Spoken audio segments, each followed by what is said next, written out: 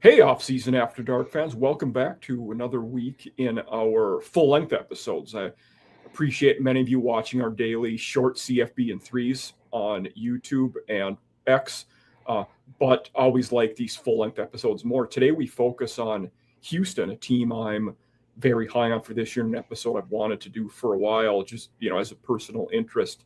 But we're happy to have Parker here, who does Locked On Coogs, and the same network where you can find Corey and Steve, respectively doing Locked On Vandy and Locked On Ole Miss. So, Parker, just tell us a little bit about yourself, where our audience can find you, engage with your content, and what got you into Houston, what made you, a fan of the team and, putting out content for them. Yeah, I had family went there, so I was born there, and actually I'm going to high school in Austin. But I tried to go be the Division III athlete thing, whatever, and being a Houston fan kind of always got to tie me back home in a weird way. And so then in doing content, I was doing a little bit more amateur stuff, and an opening popped up. I was also a D3 athlete, so I get how that goes. Yeah. So I was making amateur content and got connected with a couple of guys in the network. Frankly, really talking more about the Rockets. And whatever. And they're like, hey, we want to do a Houston show and want to kind of get it running before they get to the Big 12.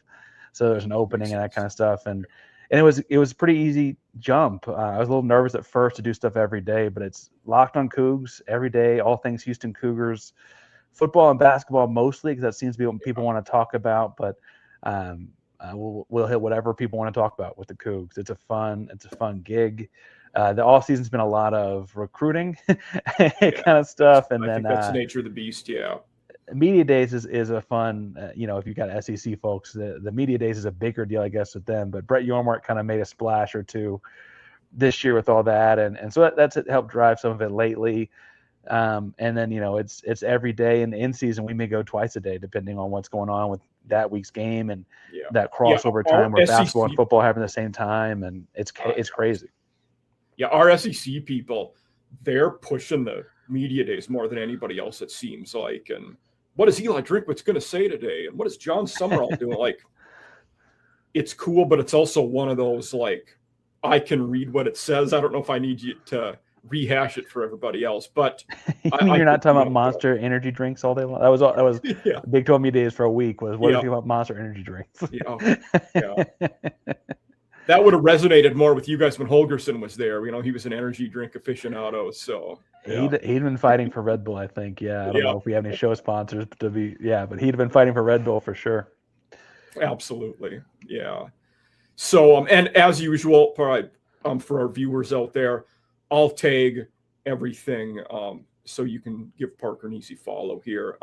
What are you on YouTube, X? Where's the best place for people to follow you? Yeah, the show's on YouTube, wherever you get your podcasts. Locked On Coogs. Cougars will take you to BYU. So Coogs, Coogs. Yeah. And then on social media, with the exception of Instagram, I'm at Painsworth512. Instagram and Painsworth Sports, but everywhere else I'm at Painsworth512. Parker Ainsworth, Painsworth512. Yeah. When I was making our backdrop here with the Locked On Coogs at the top bullet point, multiple times it wanted to autocorrect to COU. I'm like, no, it's supposed to be two O's. Yeah. That's just how it's always been. Yep. I don't have a good reason. It's been COOGS since I can remember. There's all kinds of stories about the three-finger cougar paw and that kind of stuff. That was my next question, was how did that originate? Yeah. So there's an old football game at this point 50 or 60 years ago. Houston was going to go play Texas in Austin, and the trailer carrying Shasta the cougar, the actual live cougar, hit a snag, and the cougar lost a toe in the crate thing, and cougar was fine, just lost a toe. But then they show up to Austin and beat Texas 30-0. And they're like, okay, well, that's the good luck. Okay. So that was all it took. That's kind of a cool story. Yeah, never heard that one. So it's a long time ago. Yeah. It's a long time ago at this point. Yeah. For Houston, though, usually we'll rehash a little bit of the previous season. So since we're still in the summer, Year 2 of Willie, 10-3, was a very successful year. And I will say he's a guy who, even back to Central Missouri, Sam Houston, he's always won games. Everywhere he's been extremely successful. He's turned the programs around. He has left them in very good shape when he has moved on. Now, in this case, I think this is probably his last job before retirement, given his age. But I feel like, the jump from 4-8 to 10-3, very impressive in a power conference. You don't see 6-game jumps frequently. Yeah, I mean, it's pretty rare that happens. So last year, what went right? I mean, most things went right. For our people that want something a little deeper, what specifically do you think caused that massive jump in year 2? Yeah, it's funny. I've got people in my comment section will tell me, yeah, they went 10-3, but they should have won those 2 more or whatever. And they'll have people that are like, yeah, they went 10-3, but they should have lost those 2 more because it went back and forth. They had a bunch of close games and they won a handful of them. And truthfully, I think the marquee wins were Arizona and Arizona State midseason. Yeah. They beat Arizona on a walk-off field goal, and Arizona State, they got up early and actually injured Sam Levitt kind of in the fourth quarter. And the backup quarterback came in. Houston was up 24-0 when the backup quarterback came in, and the backup quarterback came in and threw 2 touchdowns and kind of made it scary there for a second. Very different game plan for the Sims kid versus Levitt. But yes. Yeah. And so the deal is that they had those highs and then the letdowns of, giving up 45 points to a West Virginia team because it didn't look like he had the right quarterback scouted because they changed quarterbacks. Or TCU, you couldn't score. You lost 17-14 and were in the red zone a few times. And yeah, it's like both Arizona, TCU were games that could have been wins, but Arizona, UCF, Baylor, games that could have been losses if the shoe's on the other foot too. So a lot of battles. Yeah. And it's interesting because I think Phil Steele called Houston a major regression candidate for this year or something, and that may be fine. The other big piece of last year, though, to me was that, again, talking about SEC guys that from the network. Connor Weigman came over from Texas A&M, came home. He was healthy for a full season. He did his arm and his legs, and really, he was only healthy for half of the Texas Tech game, and they were already down a decent amount when he went out. I don't mean to make excuses there, but really, outside of missing half of that game, was pretty healthy all year long. And it's a different animal when he was playing quarterback than the year before, where they didn't really have one. They were kind of back and forth in a couple of guys that couldn't really get the job done. And so that was a big difference. I think Willie Fritz in the second year is able to get more of his guys in the system through the transfer and stuff like that, because he was Connors was a good addition from Rice. He ran the ball Dean well. Connors. Well, and so the year before, I guess for his first year, Willie was a late December hire because Tulane was still in the bowl season and all of that. Yeah. And then with the spring transfer portal window back then, Houston lost 3 guys that are now in the pros as far as DB goes, and AJ Halsey, and a couple of guys, like one guy in Miami and Florida State. And so they lost some guys going into that 4-win season team. And so I think people Isn't Keontae Scott with the Bucks now? Is that right? Is he with Tampa? I think. Yeah. I don't remember if he was drafted or a post. Yeah, but and anyway, I say to say that I think there was some bumps in the road there that they kind of smoothed out by year 2, and I'm sure we'll talk about roster creation and that stuff and for next year, because I think he's got even more of his guys, so to speak, heading into year 3. Yeah, I mean that makes a lot of sense, and he has everywhere he's been. That's one of the things. Identifying talent, getting the right guys in your system is something he's been very adept at. So, looking at that roster, starting at the logical spot, QB had a healthy year of Weigman, or mostly healthy, but in doing Locked On Vandy a lot with Corey, we've Jared Curtis, Faison Brandon have come up a lot, but you guys signed the other top 3 QB recruit in the country in Keyshawn Henderson. So will he be the number 2 guy? Is it likely that he redshirts? What do you think his status will be this season. Well, I don't think there's any intention on redshirting given the 5-5 transition and all of that. And yeah, but I suppose. Willie has been adamant since the bowl game that Connor is the starter next year. Yeah, and Keyshawn understands that when because he as has talented to as be. and as talented as Keyshawn is, he is a freshman, right? He is a very gifted and guy that works really hard. Freshman, he's a 5-star quarterback. You mentioned dual threat guy.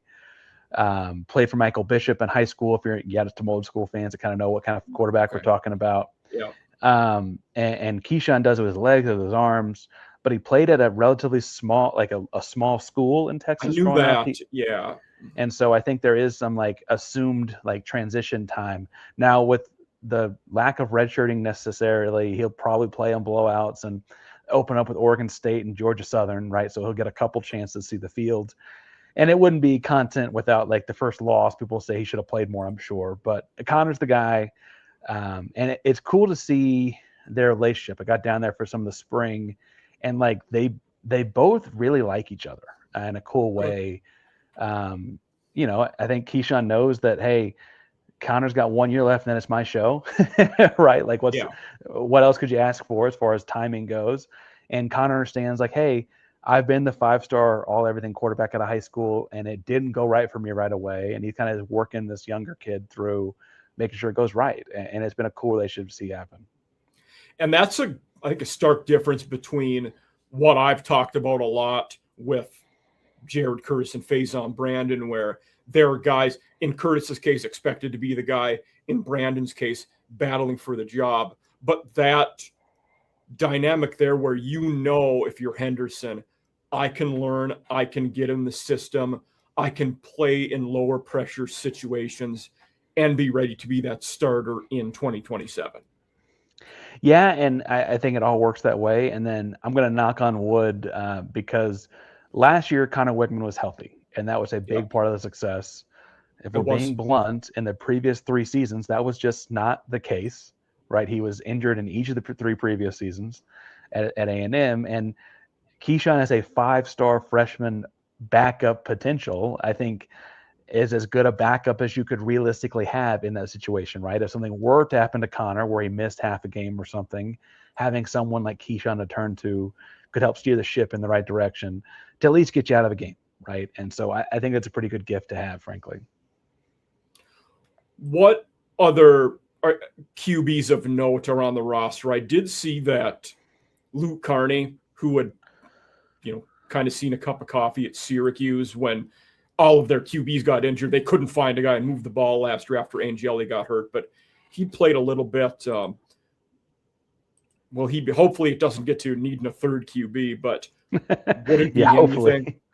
Yeah. They played Jake Sock a lot in the spring game. Yeah. And Jake Sock is another guy. Again, I think that's one of the things where like you're really, really hoping those guys never play, and it's nothing against those kids who that means you're getting pretty far down the depth chart at a pretty important position. And then Carney, I think, is probably next up. But again, then you're talking third, fourth, getting pretty far down there. Do you bring in a receiver who played it in high school or something? Like what depending on what the game is, you got to change things up, right? So, yeah.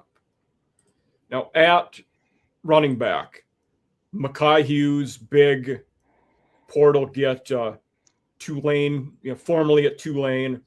Last year was at Oregon for a little bit, but clearly wanted to, get back with Willie and Slade Nagel, on that staff. So Connors is a tough guy to replace. He had almost 1,000 yards, 6 touchdowns. I was surprised in the stats I saw that him and Connor were the only 2 guys that had a rushing touchdown on that roster last year.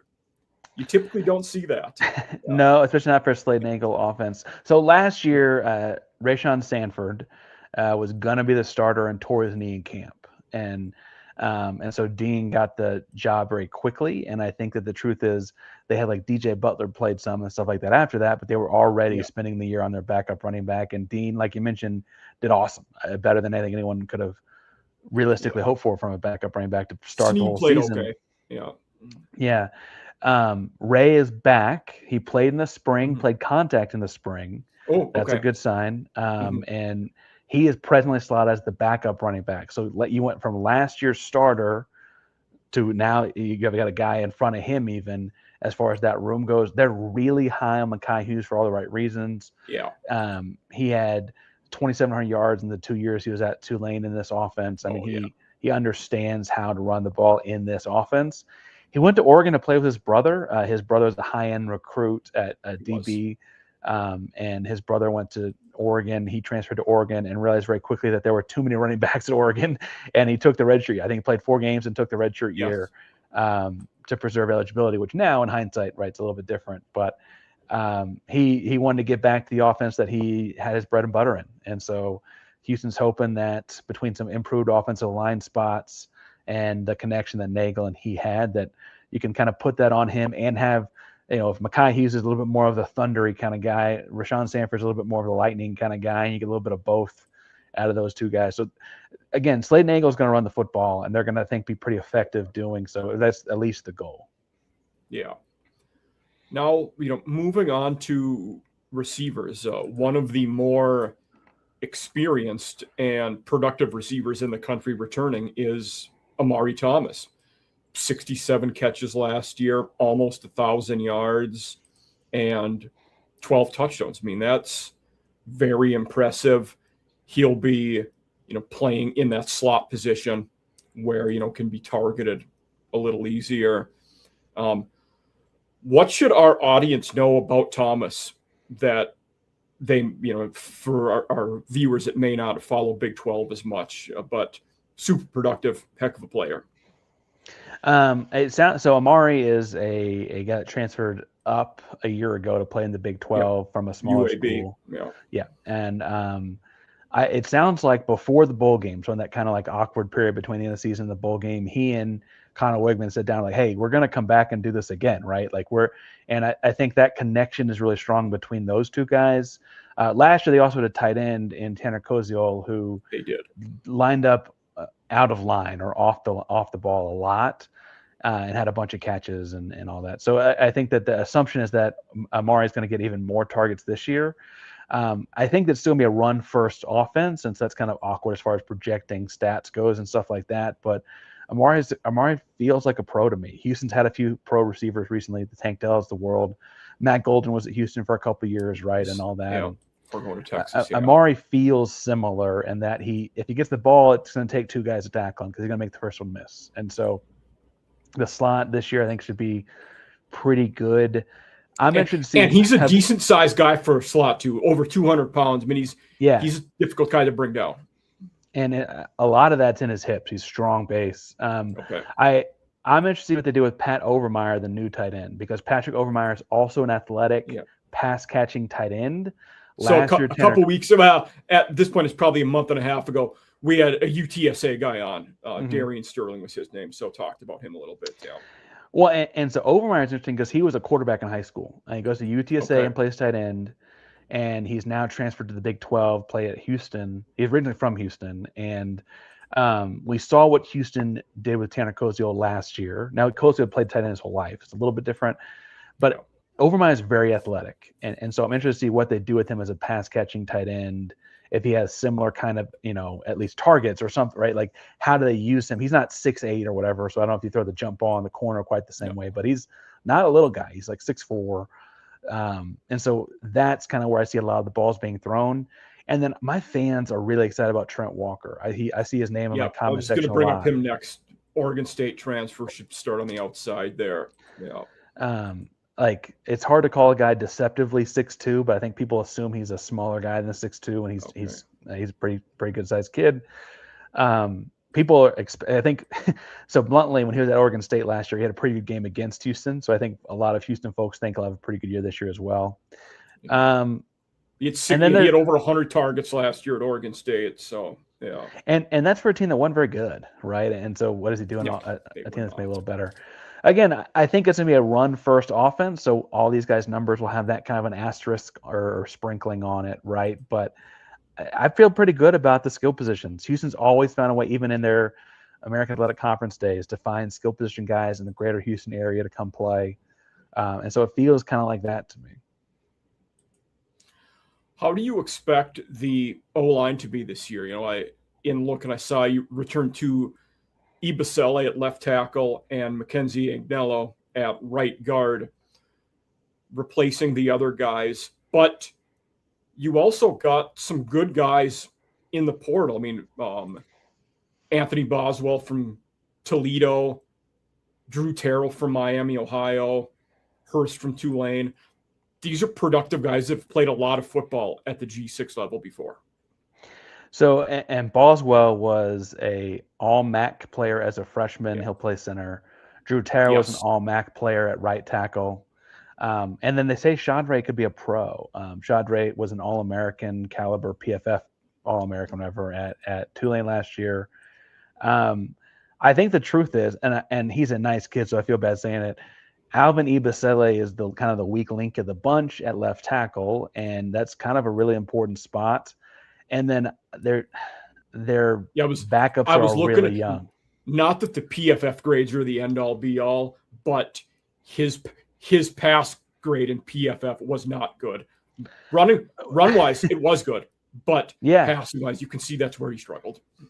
Well, and it's hard because there aren't a whole lot of other stats for linemen, and so like it's in explaining it in a quantitative sense. But he's a really big guy, and he has trouble, I think, with some athleticism you see out in the pass rush stuff. Now, again, he's a redshirt senior, fifth-year guy, so you think he played at Baylor before Houston, so you think he's been around the Big 12 for the whole time now.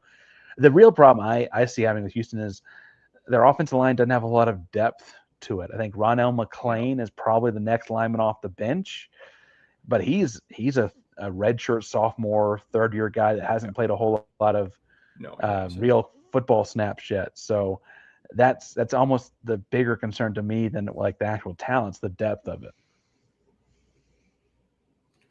Yeah, the other one I saw Hayden Wright transferred from Northwestern. I can't say I know a ton about him, but he was one of the other guys who popped on my list. Yeah.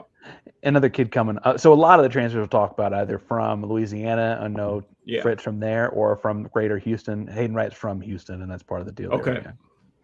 Which Northwestern's recruiting nationally. Obviously, academically, you got to be exceptional to get in there usually. So that makes sense. Yeah. Moving to the defensive side of the ball. So pretty solid group last year, I thought. And it seems like, especially D-line, linebackers, that front seven, they return a decent amount of guys that have good experience. Yeah, they're hoping for a big year out of Khalil Laufau, the defensive tackle who was there last year. He was a Washington State kid before last year, and they're expecting a pretty big year out of him. Brandon Mack, LaTrevion McCutcheon, that jack position's kind of a hybrid end linebacker type. And then, so you're a guy that talks plenty of Vandy football. Demarion Thomas is a big transfer name for Houston. He spent all of 3.5 games at Oklahoma State last year, but he's really a Vandy guy from before that. Yes, he was. 6'2", 340, just kind of a meatball of a nose tackle. And then Ashton Porter, the edge guy, transferred in from Oregon. He's probably the best, I don't know, like the best physical looking athlete as far as size and speed goes on the defensive front. So they're hoping, again, Fritz is a defensive guy first, run the football, play defense kind of coach. They're hoping for a pretty strong year again out of those guys. Austin Armstrong is the DC. He's from Florida. Yep. Former Florida guy. Yeah. And Southern Miss before that, I think, is where the Fritz connection came in. Yes, that is correct. And so they're hoping for a pretty good year of that group.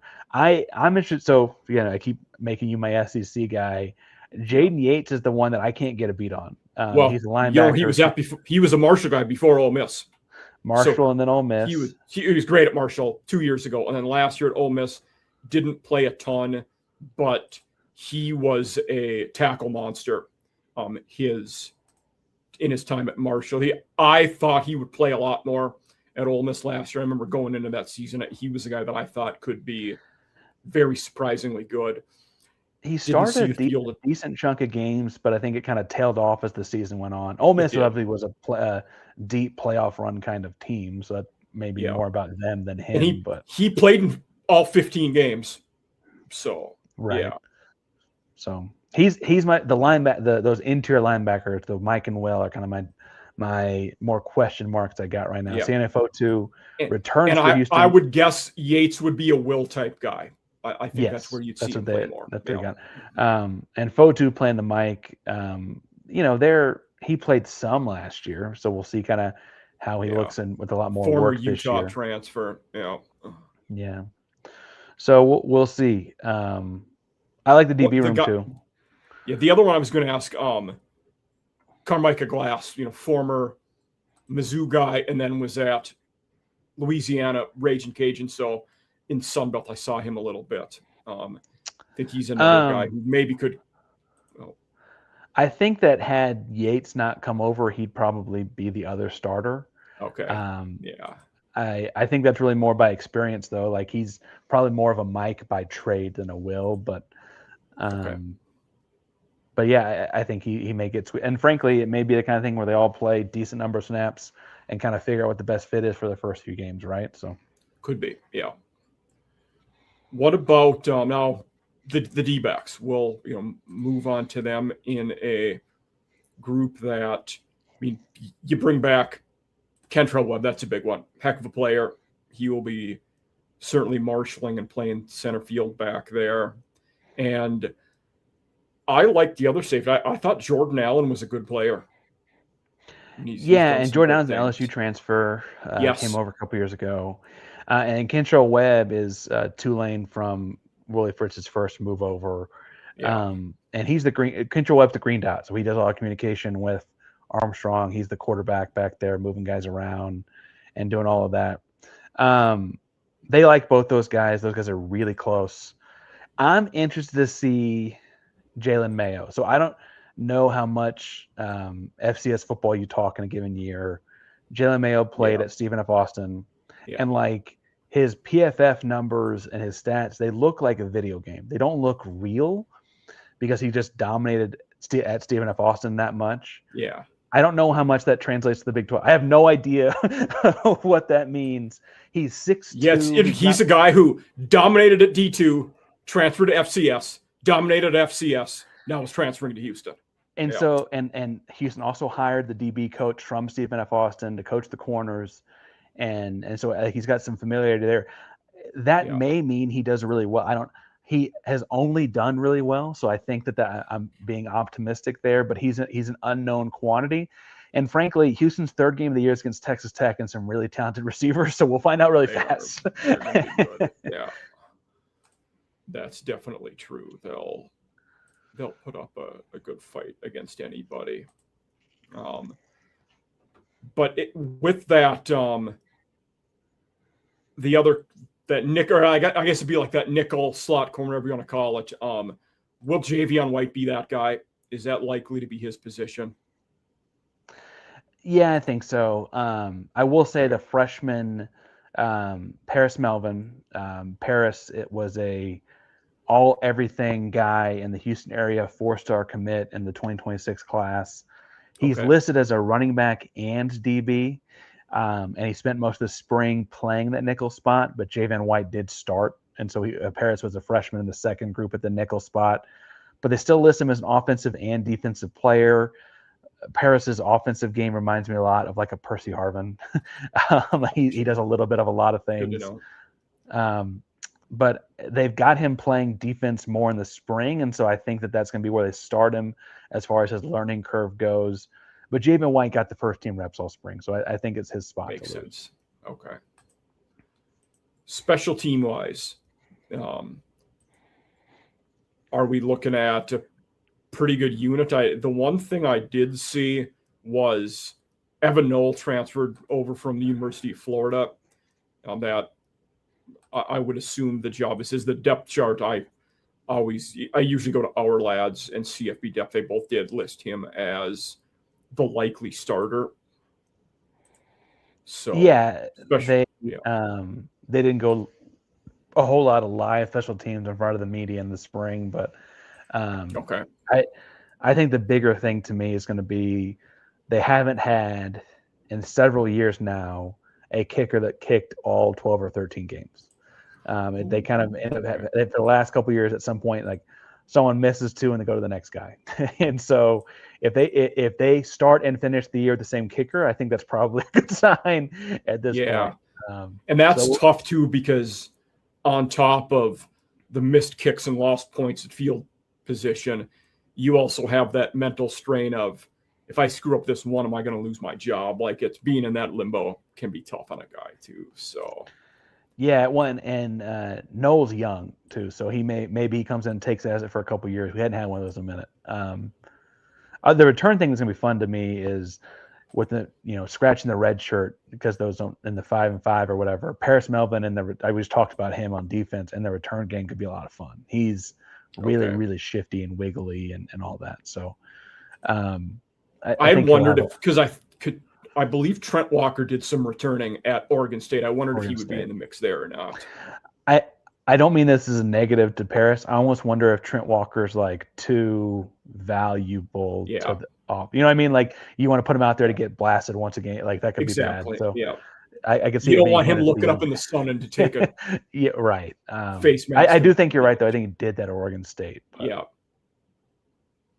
And maybe that's the one where, if it's a higher leverage situation of, hey, Trent, we need you to do this now, but otherwise you're not going to be the primary. Right. Don't take any extra big hits if you don't have to or whatever. Yeah, so certainly. So going into this season, looking at the schedule, like for you, and I don't mean like, I'm going to ask you personally and then fan base on the whole, what are expectations? I think everyone's expectations are going to change a lot based on what happens September 18th against Tech. I will say, I think if they win 9 games or so this year, that they're still on track. We mentioned that some close games last year that could have gone either way. I also kind of think personally, it's a lot more about like what those 9 wins look like, right? Are you having to roll the dice against a bad Baylor team? Right, that's not good anymore. Right, we're supposed to be past that. Are you your tough road trips? And I think this is squarely on the table. Are you playing a Baylor team that's on an interim coach that last game of the year? That could happen easily this year. That whole staff could be gone. And you've got road trips to Lubbock, Kansas State, Utah, and West Virginia, and Colorado, I guess, for what it's worth. Last year you went undefeated on the road. I don't think it's completely realistic to think you go undefeated on the road this year. But there was some mojo there. That also means you had 3 home losses last year. Can you maybe get some of your own mojo going at home in a little different kind of way? And so those are more qualitative kind of things for me. Did they play Oklahoma State last year? They played them in Stillwater. Oklahoma State was garbage last year, but they played them in Stillwater. Yeah, because I asked because I know they have them at home this year, and they should be I mean, you really can't get much worse than they were last year, really. They have to be improved. It's like Colorado when Prime took over. You're not getting any worse. You have to get better in year 1. Right. No, and I think Oklahoma State's going to score a lot of points this year, but I think that'll be one of those games where, like, Houston ought to win that game at home. They've got home field. It's first-year coach, and Mestemaker is good, but you're returning your coordinator and quarterback and all that on offense too, so you be able to score some points. And Hawkins is a very good running back, but I also wonder, as elite as his running back numbers were last year at North Texas, I expect the game script to get away from him a few games this year. There's going to be games where they're down in the 4th quarter, and they're just not going to be running the ball much. Yeah, I was talking to somebody at Media Day about like Houston's schedule, and I thought that the thing to me about Oklahoma State is they're going to win games and lose games, both scoring 45 points. Right? I think Mestemaker's a real deal. I don't mean to like insult him, but I think their defense is going to kind of be their heel, and like so that means their running back may not get the carries. But I'm blanking. Did their D coordinator? Was it? I know most of the staff came with him. Skylar Cassidy. Yes. So the D coordinator did come with him from North Texas too. I wasn't sure who that was. Yeah. They didn't get the same kind of talent to come on the defense side of the ball. No. Was really more where my take came from. The recruiting, the transfer portal recruiting didn't seem to have the same effect on the defense side of the ball. Yeah. Their D coordinator was Cassidy, was North Texas last year. Before that, he was with Casey Keeler at Sam Houston. so Fritz knows the guy. Yeah, okay, there you go. Yeah, where they did have good seasons under Keeler there. Yeah, so. But looking at Houston's schedule, you have Oregon State at home, Southern at home, your FCS game.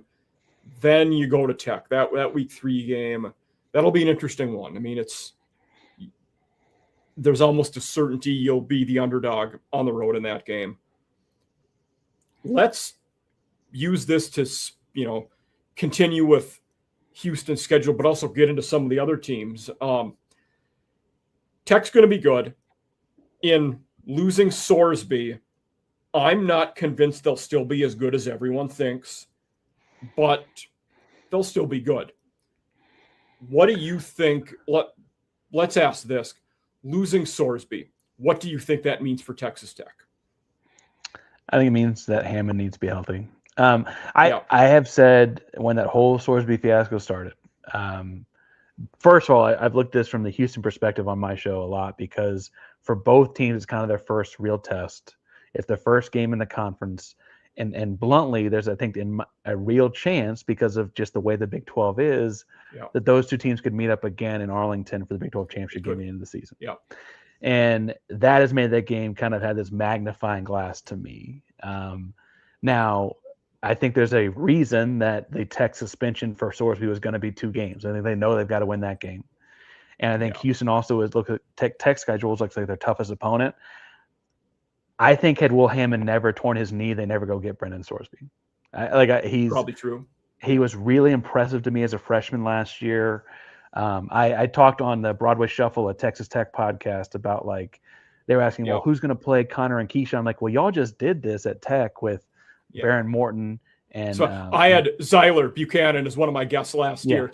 Tech with him. So good guy. Great guy. And but I was saying y'all just did this with Morton and Hammond last year, and you kind of played both at various points. And when Morton was out, Hammond was fine and did all that kind of stuff.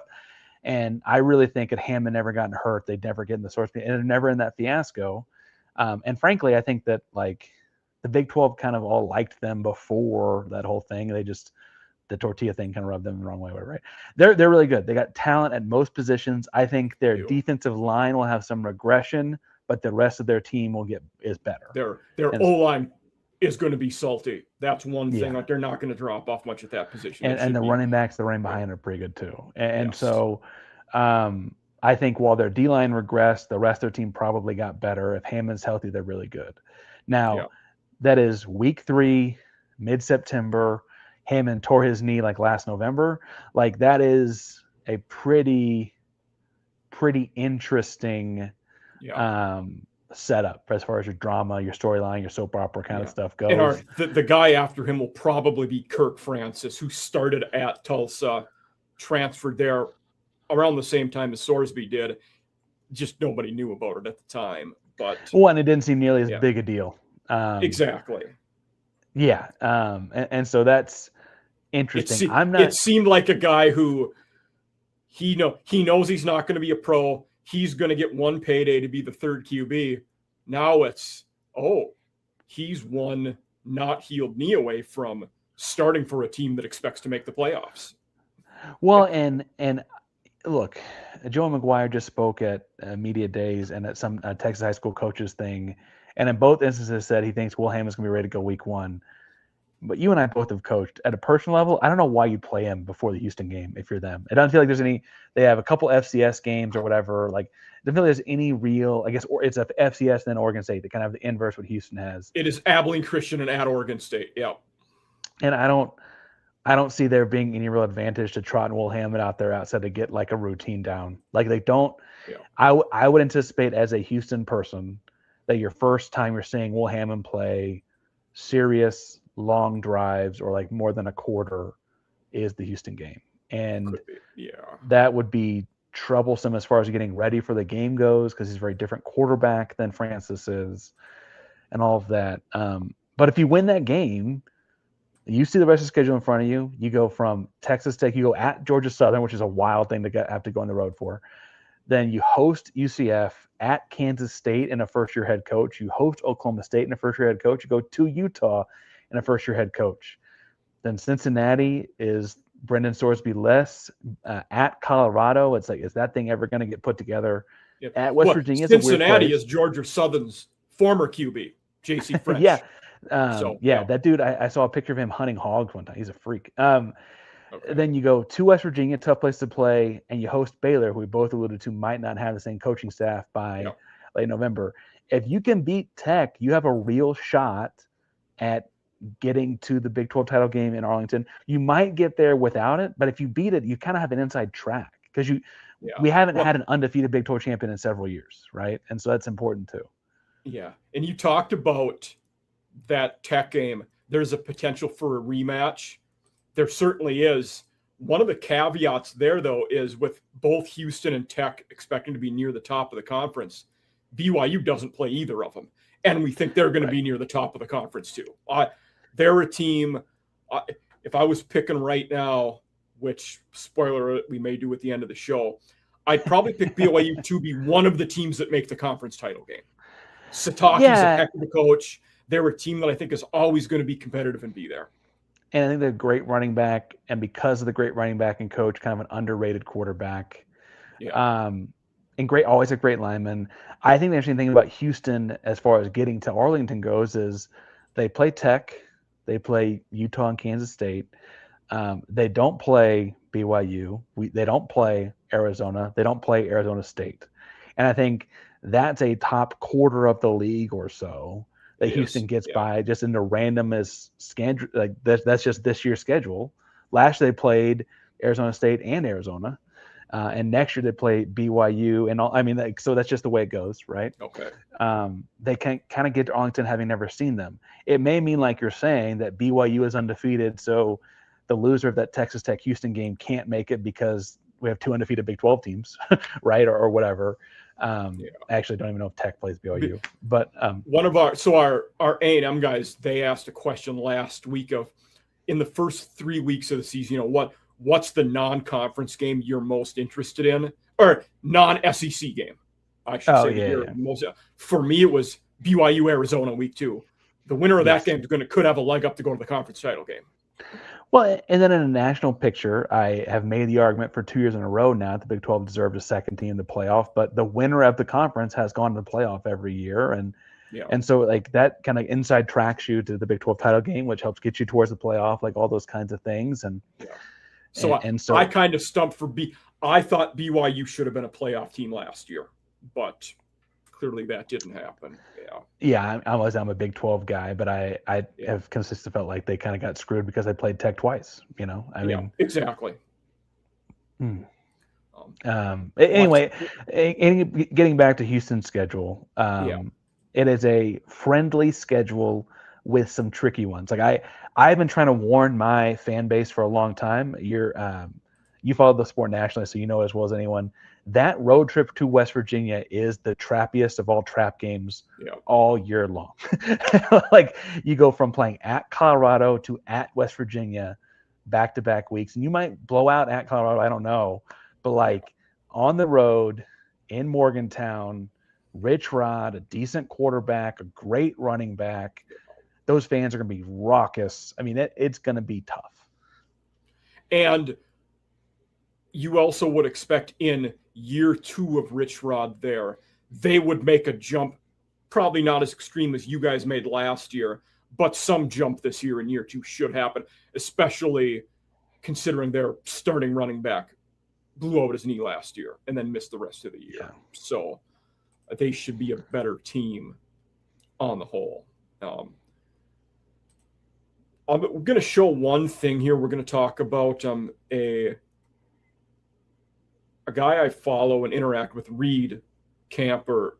This is his prediction, but he's going to be a guest in a few weeks. But looking at preseason predictions in the conference. We have Houston at 5th here. Honestly, I would have them a little higher. Definitely 4th, maybe 3rd, but Houston and Arizona are 2 teams I'm higher on than he has here. Utah, certainly Devin Dampier's a good QB.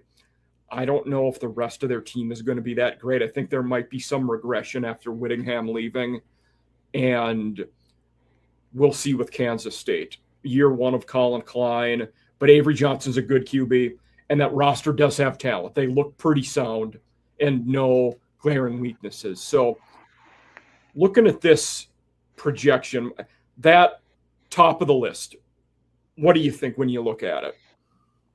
Well, I was going to ask who does he think Houston's losing to, but Tech, I don't know the answer to that. Yes, but Tech, Kansas State, and Utah are all road games for Houston, so I guess it's probably those 3. I understand that Avery Johnson was a really highly touted recruit, and I know that Colin Klein did really great things as an offensive coordinator. I'm just not as high on them as other people are. And so them at 2 is interesting. I'm not either. Yeah. Like, now, to be fair, I don't think they're an 8-1 in the conference team. Yeah. And if I'm taking my Houston cap off, so to speak, I probably have Arizona higher, and I probably have Arizona State higher. Arizona State is as much on the coaching to me. I mean, Dillingham's awesome, right? And so I think I like the Cutter Boley addition. I think he's a good QB. They also got 2 of the top 10 receivers in the transfer portal to go there. So he's going to have targets. And so that would kind of be my, if I'm trying to not be a biased Houston person, take. Now, bluntly, I think that the cool thing for Houston is that there is no game on the schedule I think that they're like scheduled out of, right? And so like there's no game on Houston's schedule I'm like, hey, go on season, like, hey, let's just put up some points in that one and stay healthy. There's none of those kind of games on the schedule for Houston. And so I don't know that I'm going to agree that they're losing 3 games, but in an unbiased kind of way, I think I'd probably have Kansas State lower and the 2 Arizona schools higher. I think it's really interesting that he's got Oklahoma State at 6-3, though. That's as interesting to me. I think Oklahoma State is better. I've said that. I still don't know if they have a winning conference record. I mean, there's a lot of ground to make up. We're a almost wholly former G6 roster. It's the things I'm saying about Oklahoma State are the same things I'm saying about Auburn when we have our group show. Yeah, they might improve. There's a long ways to go, though, and I'm not sure that roster is ready to compete in the conference yet for a conference title. Now, I said it a second ago, I'll say it again. They're going to score a lot of points. And so, without knowing the schedule off the top of my head, like they're going to score more points than some of those teams on the schedule right now, I'm sure. I don't think that they're going to be bad. It's just I think they're going to. It's going to be like that. Was it Tech Oklahoma game a few years back, or was like 70-60 or whatever? Like, Houston played a game against SMU in the last year in the American like that. Houston scored 64 points and lost. All right, I think Oklahoma State's going to have games like that. What was the Houston SMU game from a few years ago that was ridiculously high? The game where Clayton Tune just went off. You know the game I'm talking that about? Would have been fall of 20. Was that fall of 22? Fall of 22 sounds right. And it was like 70-something to 60-something. And it was like Houston scores 60 and loses by 2 touchdowns because the defense couldn't get a stop. Yep, 77-63. There you go. Yep. 2 touchdowns. There you go. 2 touchdowns. The fun thing was the year before Houston walked off SMU. SMU scored to take the lead, and Houston scored on the kickoff to win the game at the end of the game. That was always a fun back and forth. But the other one I remember was the Hail Mary against West Virginia when Holgo was with you guys. Then that was a big win. Yeah. Right after, so he had left West Virginia saying he couldn't win with their recruits, and West Virginia thought they walked it off, and then Holgerson walked it off with the touchdown to Boogie. I think Oklahoma State's going to score a lot of points. I don't know if they're over 500 in conference, but they're going to win their non-conference games to me too. Yeah. And like you said, I also think Arizona State's better than a 4-5 conference team. Yeah. Now he's lower on West Virginia than I am too, and I guess some of those wins and stuff have to come from somewhere. So I don't know. That's fair, but I'm I'm a little higher on West Virginia as well, because I'm looking at their schedule. For them, you have Oklahoma State, Cincinnati, Kansas, all at home. You'd like to get more than one of those at home if you're West Virginia. Yeah, and I for me, out of all of the P4, maybe the most unknown team is going to be Iowa State.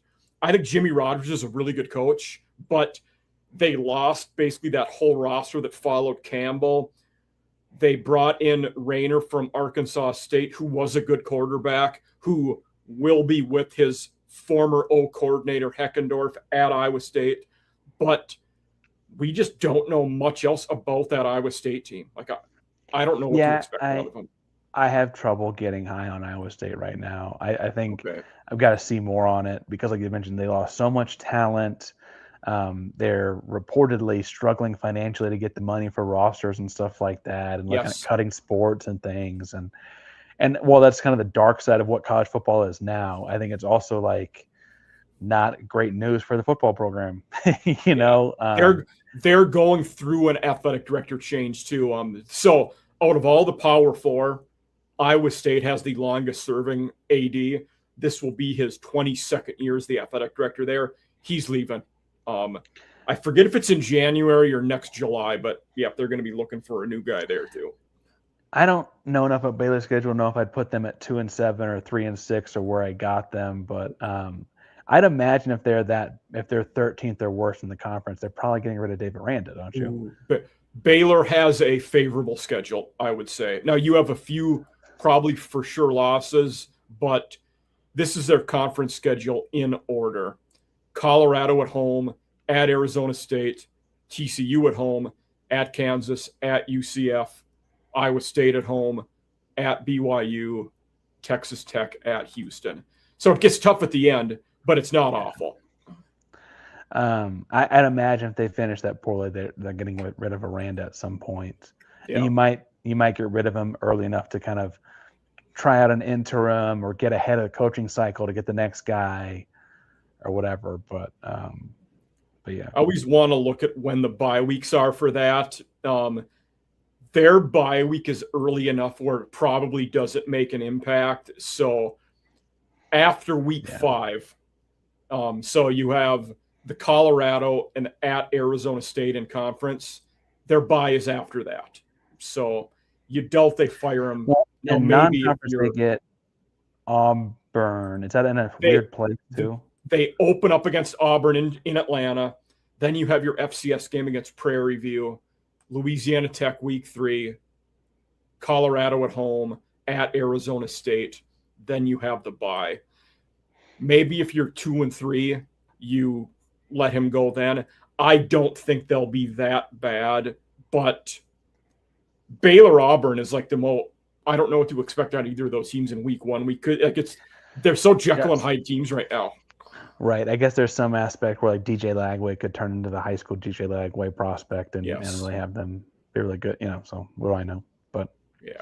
Now if you lose to La Tech in Colorado, yes, Dave Aranda would be getting fired then. I don't think they lose both of those games. No. And here's one thing I will say is like Houston's lost a couple of recruits to Baylor in the last 4 or 5 years. And the kids that go to Baylor like Dave a lot. And so if they were like in a bad spot where it was like, hey, if we lose this week, coach is done, they would probably play above their head a little bit against Arizona State or something to kind of, it's kind of like Billy Napier had at Florida. It's like, this guy's ready to go. Oh, they go on a heater and win a couple games. Dave's done that a few different times. Right. I thought they were going to fire him a couple years ago in 2023. And they went out and hit the transfer portal hard and got better. And now they're back. Is that when they brought Sawyer Robertson in? That sounds right. Yeah. Sounds right. And Houston's first year in the conference, they won 4 games, but one of them was at Baylor. Yeah. And that was all the new teams in the conference struggled that year. None of them really did. Well, the ones that jumped up from G5.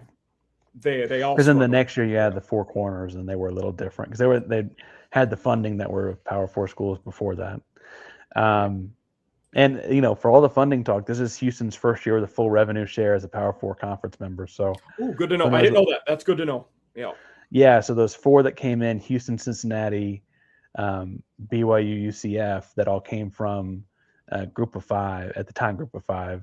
Yeah. They had like a stair-stepped schedule of getting full payments, and so this 2026-7 is their first year with full payments. And so, I think there is some expectation for Houston, like this only moves forward. We'll see how realistic that is, but that's certainly an expectation.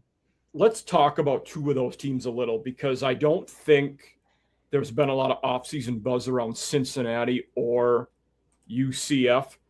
Honestly, Cincinnati last year was better than I thought they would be. I mean, they'd struggled before. Then Satterfield put together a pretty good season last year, of course, with Sorsby as the QB. But J.C. French, formerly at Georgia Southern, will be Cincinnati's QB.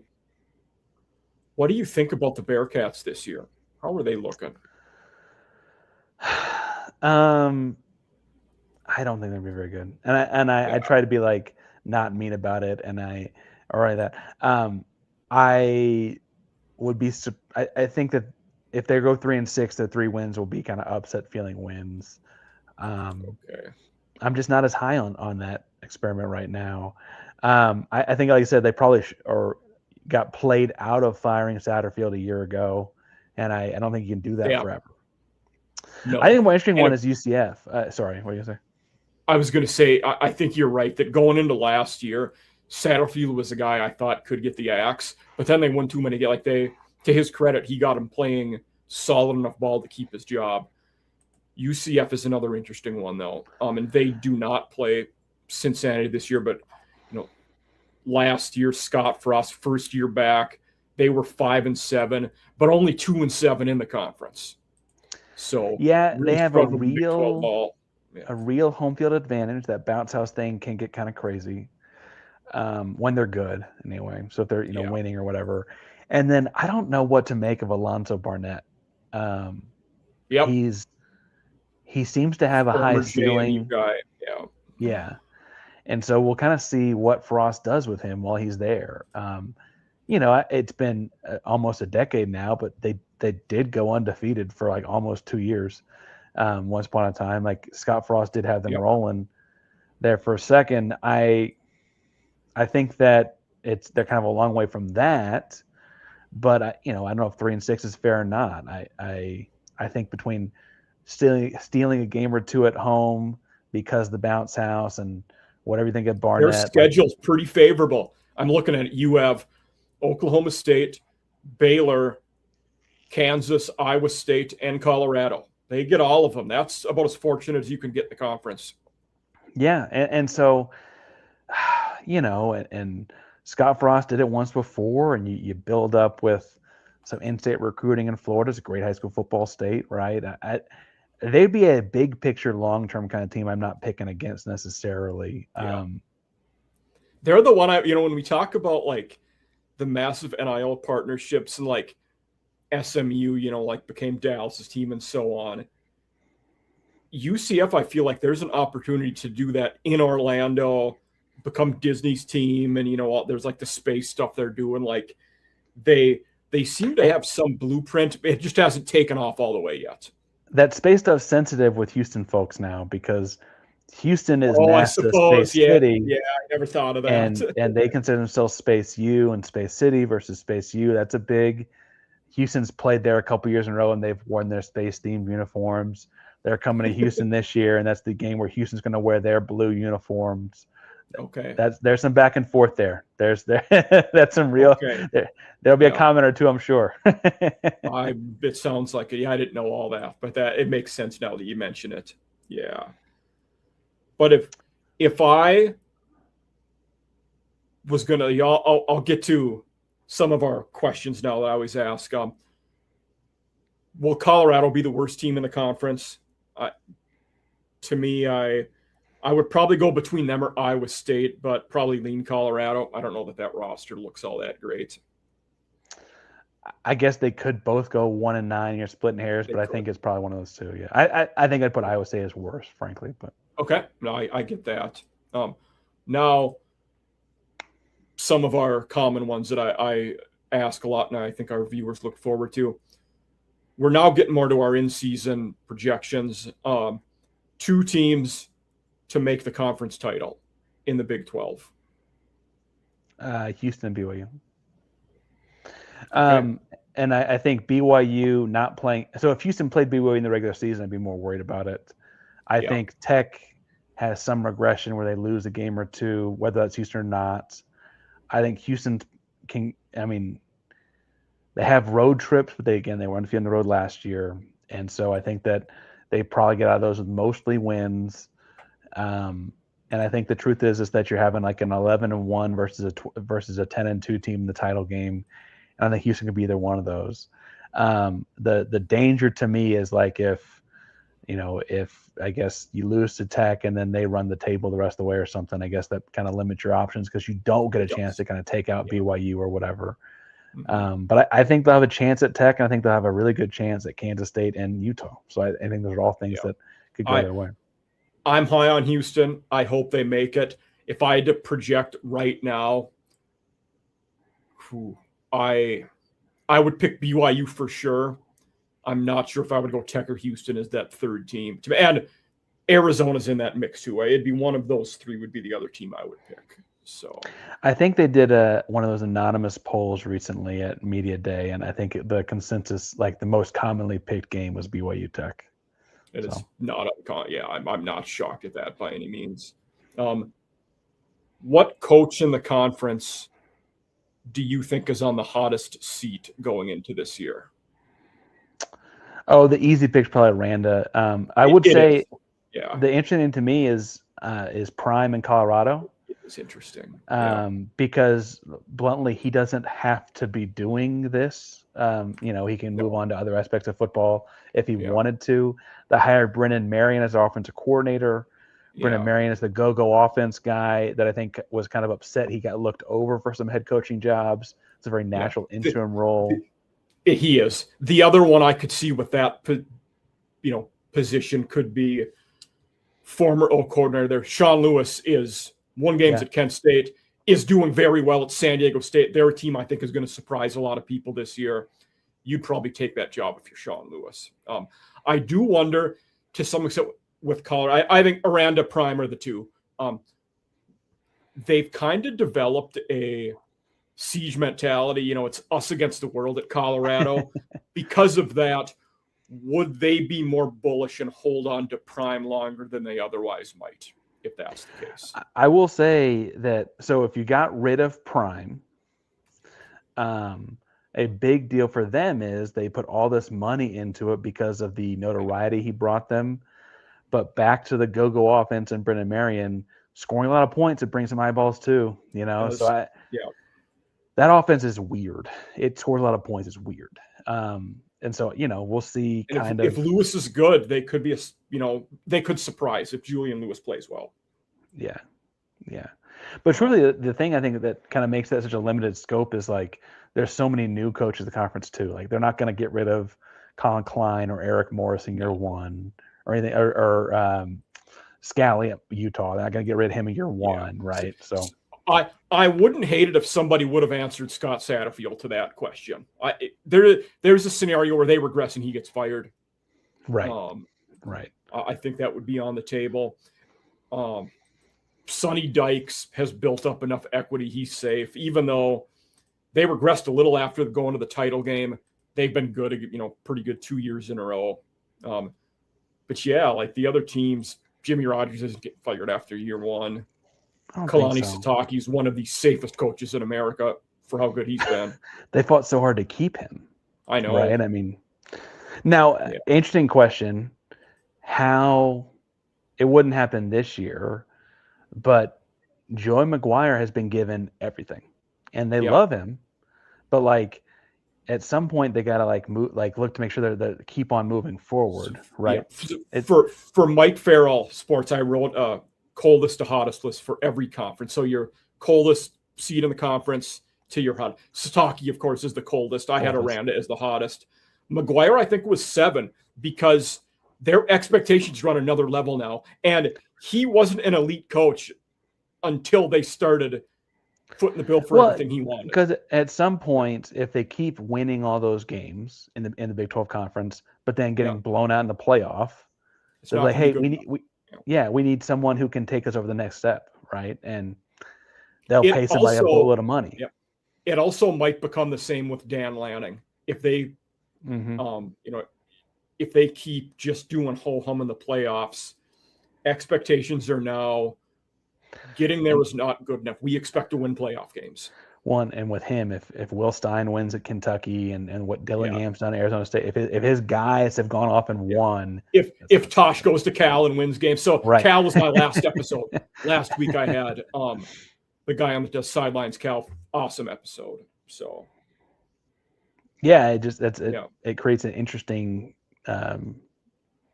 angle for that. It does, yeah. So the next question I have, and this will be the last one. We're over our hour.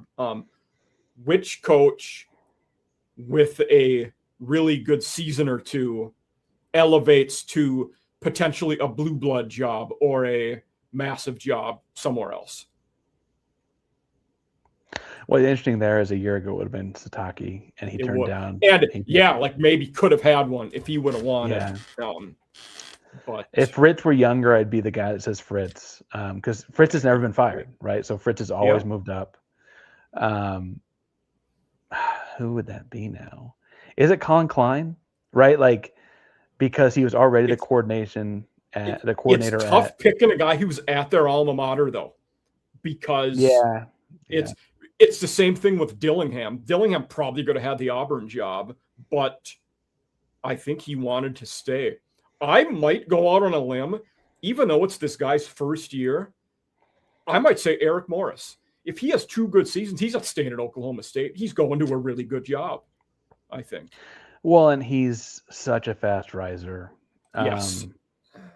The deal to me is I think of him as being a very Texas-focused guy, and that makes me think he'd probably be a Texas job. Like, I don't think UT's going to be open. I don't think A&M's going to be open.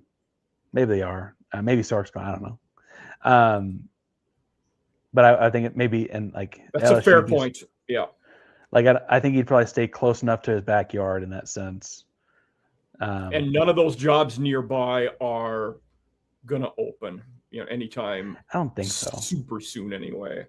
Yeah, that makes sense. Frankly, I don't think Sark is going to the NFL, but it'd be almost more like that.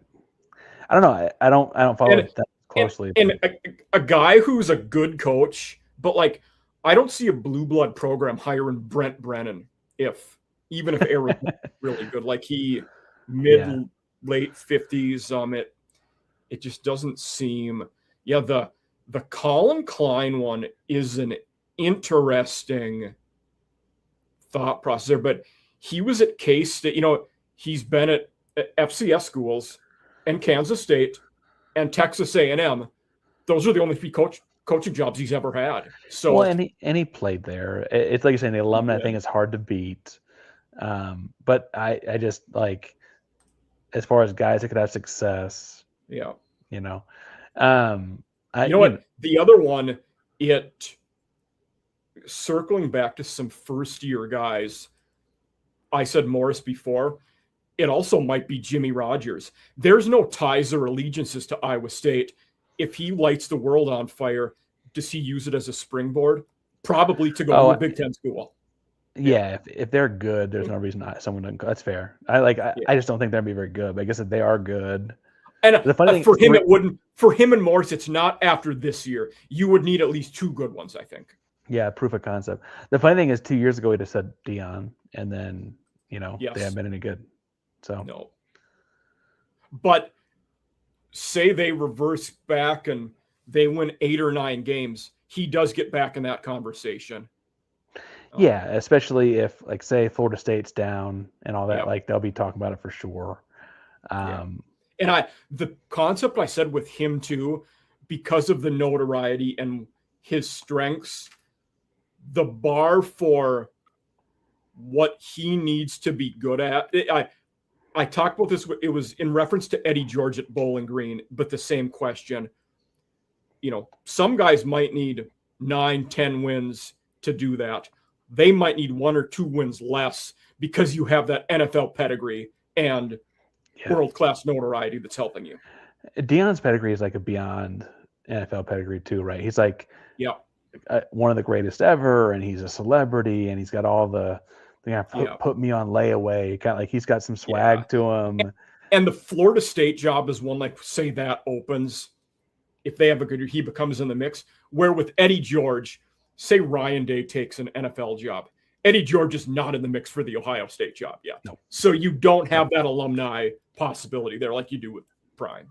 Well, and bluntly, the ACC would be easier to come in and make a splash in than the Big Ten would. So he'd be set up right, especially if you went again like the nitty gritty and TV contracts. You're trying to position yourself to make a 2031 jump to a different conference or whatever, right? That's fair. That's all like very like. If I'm not focused on the school specifically, I have to know exactly what their buyouts and stuff are. But that could all make sense. He'd have to win games this year for that to work, though.